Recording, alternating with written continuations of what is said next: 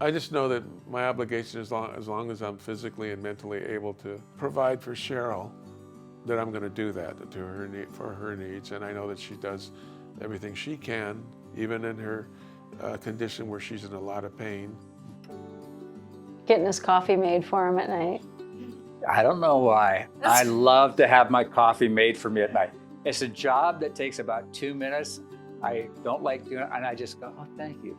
You love me. Why do I know that? Because you made my coffee. It's silly. I am moved almost every day by some action of showing his love to me.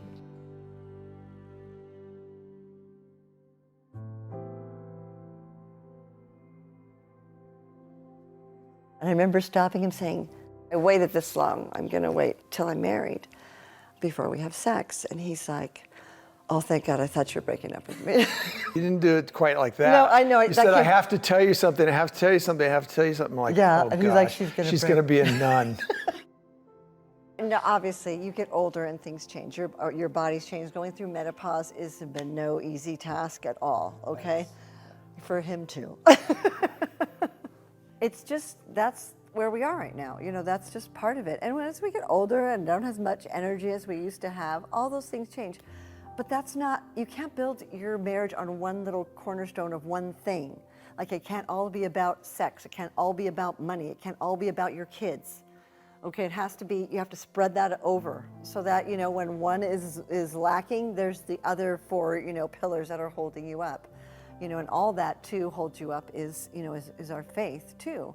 I know that we're meant to be together. I know that we're going to be together until we die. I just feel so like happy and comfortable. Like, since the kids have been out of the house, we break all the rules. Like, let's watch a movie and eat dinner, and we just curl up on the couch together.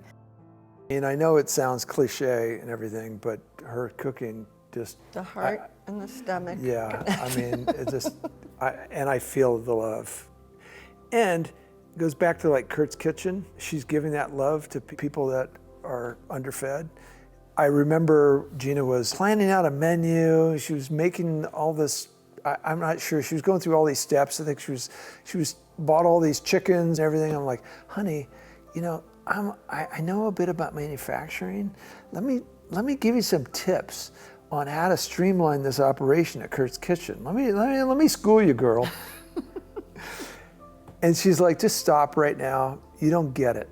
You don't get it. You don't get what we're doing. I go, what do you mean? Because we are bringing God's love to people, and we want them to feel like this is a home-cooked meal that was made with love.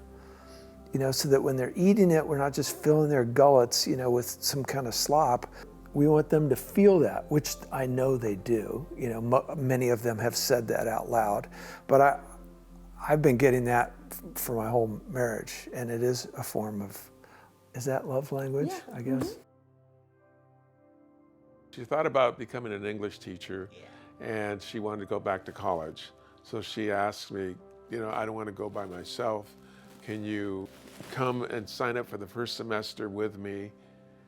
And I'm working, rotating shift, and you want me to, okay. So these are the kind of things that you did. The only thing that she did to me later on is that she said, let's go on to the next level. We got our AAs. Okay, now you work. And then she decided, oh, no, I'm not going to do this, but she signed me up. That seems to happen a lot, where she decides she wants to do something, I end up doing it. Between those things, the point being that we supported each other. She wanted to do something. That's why she always says, I got to be careful what I ask Victor, because if I ask him, he'll do it for me. I'll get it. I can say that we haven't honeymooned, but that's really not true, because we have traveled the world together alone.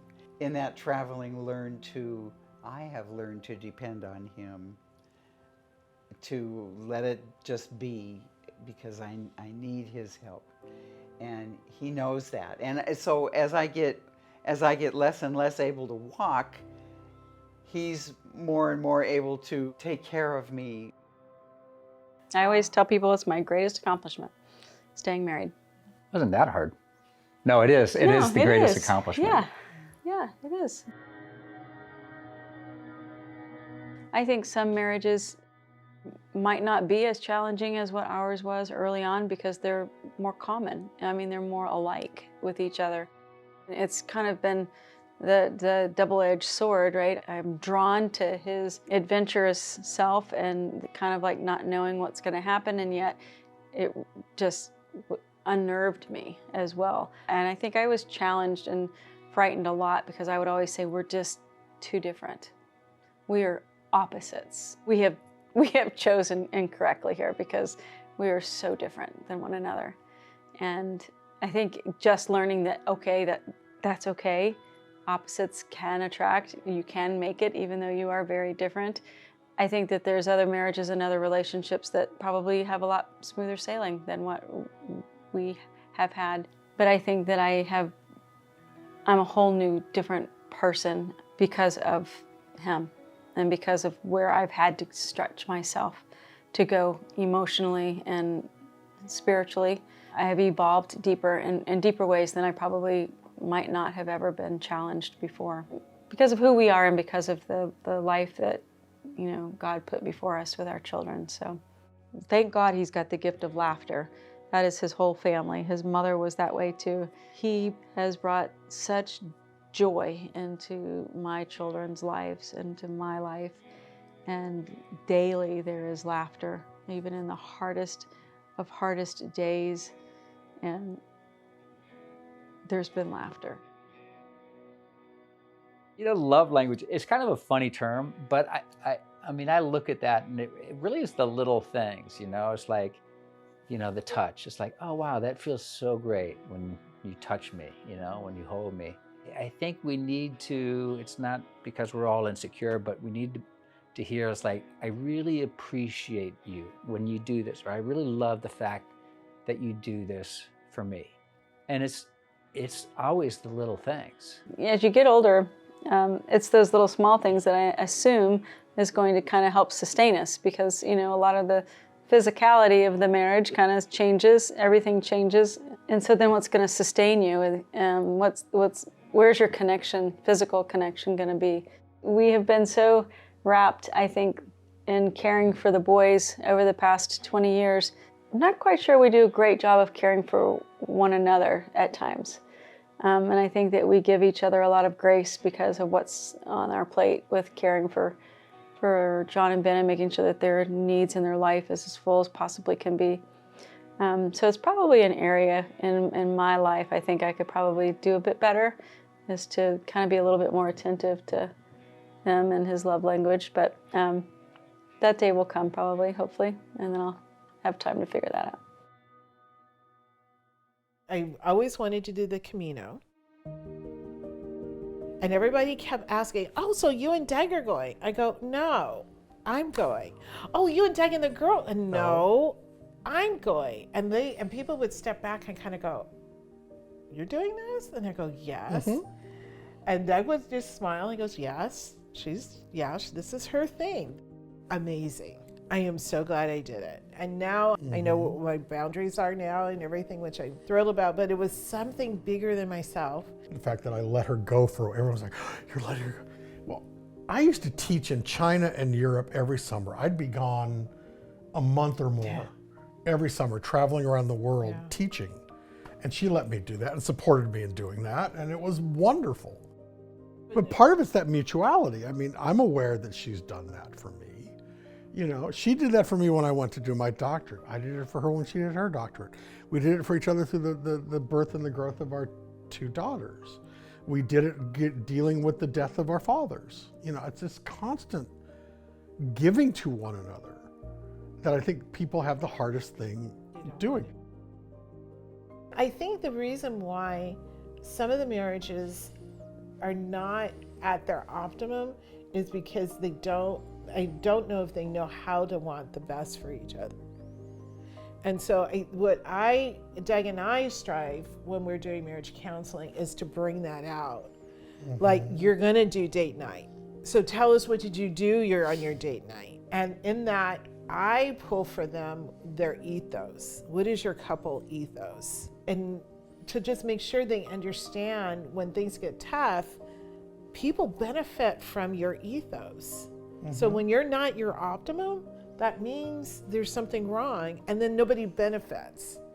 Everybody benefits from your presence, negative or positive. You impact others. My godparents, my Aunt Marie and Uncle Frank, they taught me so much. They were married forever. You know, and even in the end, when they were both sick, how they took care of each other and everything like that. And so to me, those are the lessons about faith that matter. Like faithfulness, literally, right? Fidelity, all those things that you see in a marriage that become part of that. And that's how you learn what that is. I was on this retreat one time with him and Sister Benilda, and it was the last retreat I went on, actually. And I was having such a hard time. I was feeling bad about myself. I was feeling bad about our marriage. I don't know why. It was just a bad scene there. So there was this little teeny tiny chapel that Mother Pia built, and we all had keys to it. So I went in there all by myself, feeling really horrible. And I heard this voice, and the voice said to me, you know, you don't have to feel this way. And I really believe that that was Jesus telling me, knock it off, get back in the groove, and love. Where's your love? So I left that place knowing that I had a miracle. Just those little, like time, like giving up your time to me is my, you know, lets me know how much he loves me, which he does quite often. So thank you for that, sweetheart. You're welcome. I think that's actually what supports a marriage through a lifetime, is that decision, the choice to love, to serve, to give, to be good friends, to have fun. And when we're too dependent on feelings, that's when we really go astray, because feelings will come and go. As I say, I'm in one mood before I've had coffee. I'm in a different mood after I've had coffee. That's very true. You know, moods, feelings come and go. But feelings frequently follow choice. So you choose to love, I think it's more likely that you're creating an environment where there will be those loving feelings.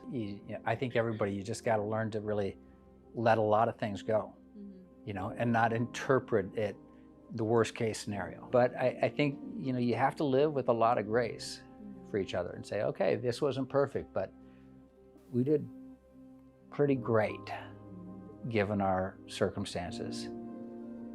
Was it ideal? There's no such thing. There is what exists. And I think we've done that well.